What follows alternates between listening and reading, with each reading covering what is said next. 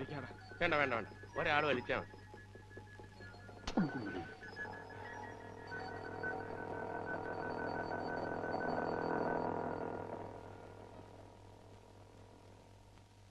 ചേടാ എവളിത് എവിടുന്ന് വന്ന പോലെടാ? 4 സുന്ദര കുട്ടപ്പന്മാരിവിടെ നിരന്ന് നിന്നിട്ടൊന്ന് മൈൻഡെങ്കിലും ചെയ്യണ്ടേ?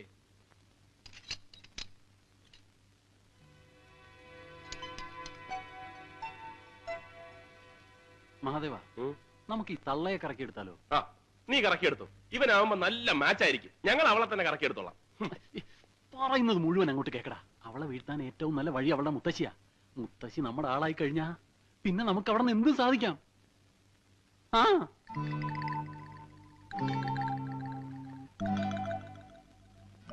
ഏത് തള്ളമാരെയും വീഴ്ത്താൻ പറ്റിയൊരു നമ്പർ എന്റെ കയ്യിലുണ്ട്. എന്താന്ന് വെച്ചാ പറയടാ. ആ, മുത്തശ്ശി എന്ന് വിളിച്ച് നമ്മൾ അങ്ങോട്ട് ചെല്ലുന്നു. മുത്തശ്ശിക്ക് നമ്മുടെ ചത്തുപോയ മുത്തശ്ശിയുടെ അതേ ചായയാണെന്ന് അങ്ങോട്ട് കാച്ചുന്നു. അതിനവര് ചായയും കാച്ചിക്കൊണ്ട് വന്നല്ലേ പറ്റൂ. ചായയാ? ചളവാക്കാതെ പോളേ. നീ പറ. എടാ, നിങ്ങൾ ഉദ്ദേശിക്കുന്ന പോലെ വിഷമമുള്ള കാര്യമല്ല ഇത്. നീ ഒറ്റയ്ക്ക് പോയാ എനിക്ക് പറ്റില്ല. ഞാൻ പറയുന്നത് ആരും ഒറ്റയ്ക്ക് പോയാൽ ശരിയാവൂല. പോകുമ്പോ നമ്മൾ എല്ലാരും കൂടെ ഒന്നിച്ചു പോകണം. എന്നാ പിന്നെ നീ പോകും. അതാണ് ഞാൻ പറഞ്ഞത്, ഒന്നിച്ചു പോയ കാര്യം എളുപ്പം നടക്കും. ഇത് ഒറ്റയ്ക്ക് പോയാൽ എന്നെ ഇവനെ ഇന്നലെ രാത്രിയിലെ ബഹളത്തിന് അവര് കണ്ടോ ഇല്ലയോ എന്ന് പറയാൻ പറ്റില്ല. ഞങ്ങളെ തിരിച്ചറിഞ്ഞാൽ കംപ്ലീറ്റ് പോയില്ലേ. ഇപ്പൊ ആ തള്ള തനിച്ചേ ഉള്ളൂ. ആരേലും വരുന്നതിന് മുമ്പ് അവരെ അടിച്ചൊതുക്കി ചാക്കി കയറണം. നിനക്കതിനുള്ള കഴിവുണ്ട്. നീ പോയാ മതി. അയ്യോ എന്റെ ദൈവമേ,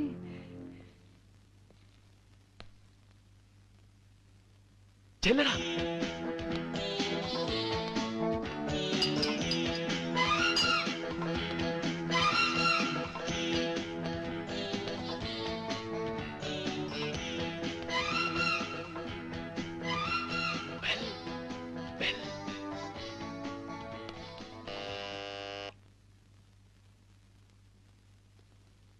ഒന്നൂടടി ഞെക്കിപ്പിടി.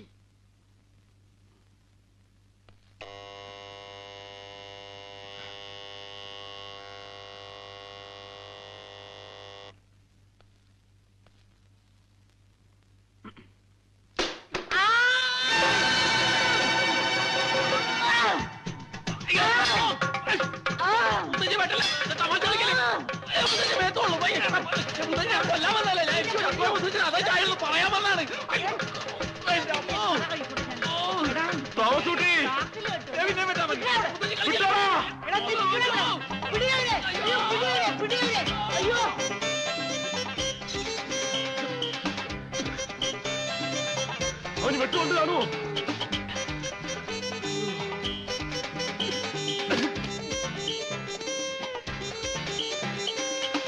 എന്റെ അമ്മ തള്ളക്ക് ഭ്രാന്താടാ. നീ അവിടെ കിടന്നെങ്കിൽ എല്ലാവരും വിളിച്ചെന്തിന്?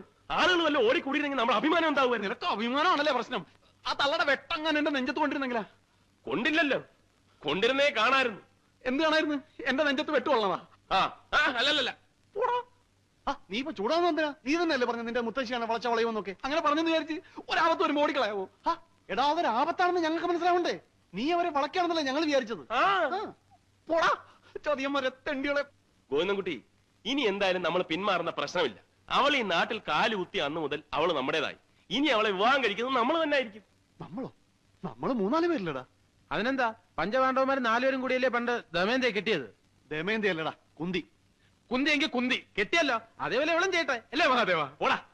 നമ്മളെന്ന് പറഞ്ഞാൽ നമ്മളെ 4 പേരെയും കൂടെ കെട്ടാല്ല, ആരെങ്കിലും ഒരാളെ. ആ ഒരാൾ ആരാണെന്ന് പറ.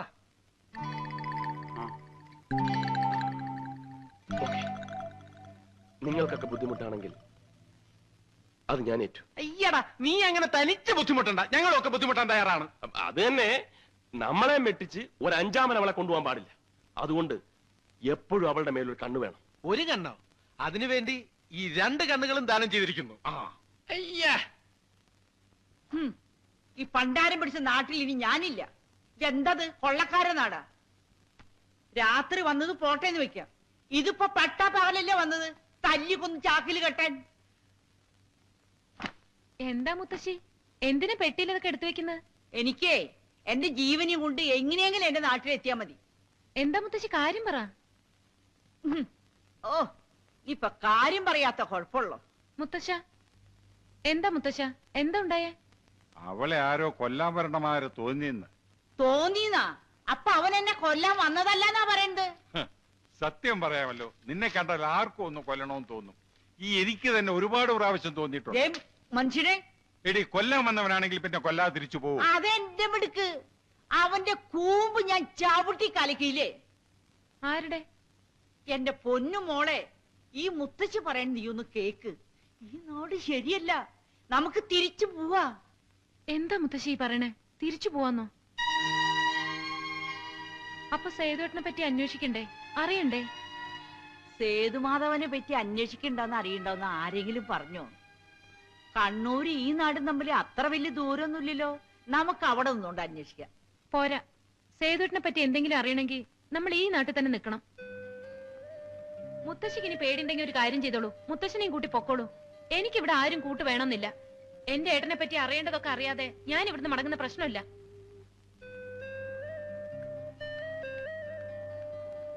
എന്റെ സേതുമാധവ, നീ എന്തിനാ ഈ നാട്ടിൽ വന്ന് താമസിച്ചേ? മനുഷ്യര് തീ തീറ്റിക്കാനോ?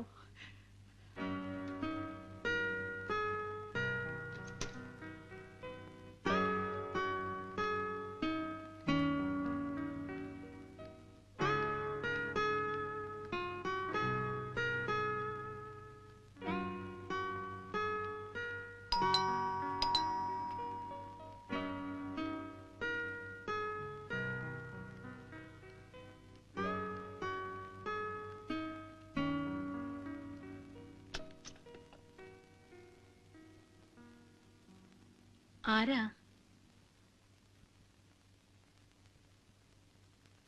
എന്താ?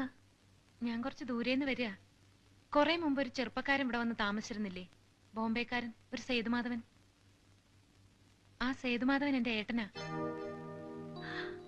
സേതുവിന്റെ സിസ്റ്റർ. മായ എന്നല്ലേ പേര്? അതെ. വരൂ മോളെ, അകത്തേക്ക് വരൂ.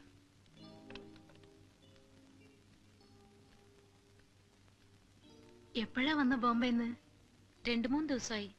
തനിച്ചാണോ പോന്നേ? കണ്ണൂർ വരെ തനിച്ച്. അവിടുന്ന് ഇങ്ങോട്ട് മുത്തശ്ശനെയും മുത്തശ്ശിയും കൂട്ടി. എന്താ വിശേഷിച്ച്? ഒന്നുമില്ല. സേതുവേട്ടൻ താമസിച്ചിരുന്ന നാടല്ലേ, അതുകൊണ്ട് കുറച്ചുനാൾ ഇവിടെയും കഴിഞ്ഞിട്ട് പോവാന്ന് വെച്ചു. മോൾ ഇരിക്ക്. അമ്മച്ചി എനിക്കൊരു ഉപകാരം ചെയ്യണം. ഇത് സേതുവേട്ടൻ ഇവിടെ ഉണ്ടായിരുന്നപ്പോ എനിക്ക് എഴുതിയ ഒരു എഴുത്താ. ഇതീ പറഞ്ഞിരിക്കുന്ന ആളെ അമ്മച്ചി അറിയോ?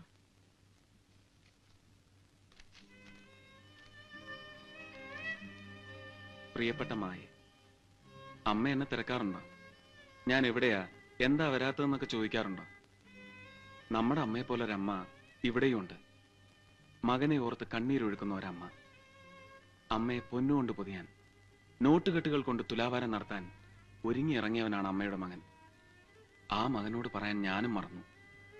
അമ്മയെ സ്നേഹം കൊണ്ട് പൊതിയാൻ, സ്നേഹം കൊണ്ട് തുലാഭാരം നടത്താൻ.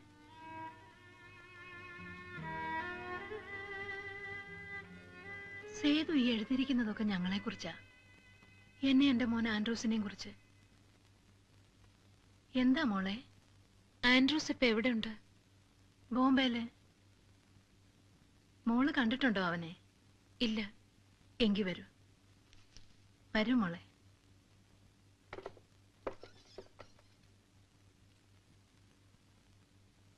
ഇതാ ആൻഡ്രൂസിന്റെ മുറി. സേതു താമസിച്ചിരുന്നതും ഇവിടെയാ.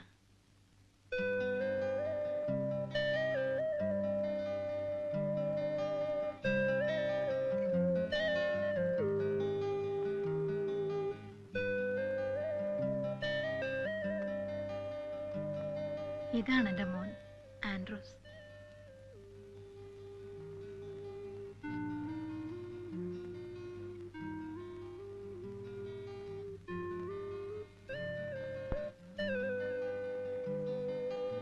ആൻഡ്രൂസിനെ കൂടാതെ ഏട്ടന് വേറെ ആരെങ്കിലും ഫ്രണ്ട്സ് ഇവിടെ ഉണ്ടായിരുന്നോ?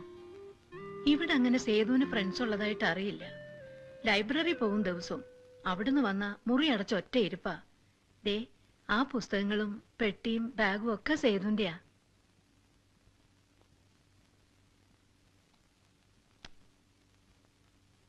പോകുമ്പോ ഇവിടെ വെച്ചിട്ട് പോയതാ. എന്തും പറഞ്ഞ സേതുട്ടൻ ഇവിടുന്ന് പോയത്? ഉടനെ മടങ്ങി വരുമെന്നും പറഞ്ഞ്.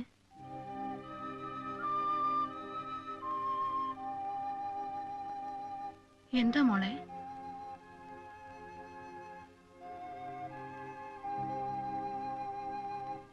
സേതു ഇവിടുന്ന് അങ്ങോട്ട് വന്നില്ലേ? ഇല്ല. പിന്നെ സേതുവേട്ടൻ മരിച്ചു അമ്മച്ചി.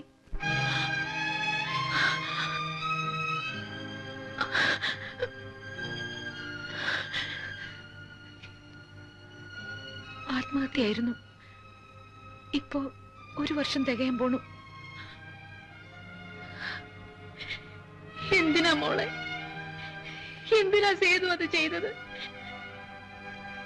എനിക്കും അത് തന്നെ അറിയേണ്ടത്. എന്തിനാ എന്റെ ഏട്ടൻ ആത്മഹത്യ ചെയ്തതെന്ന്.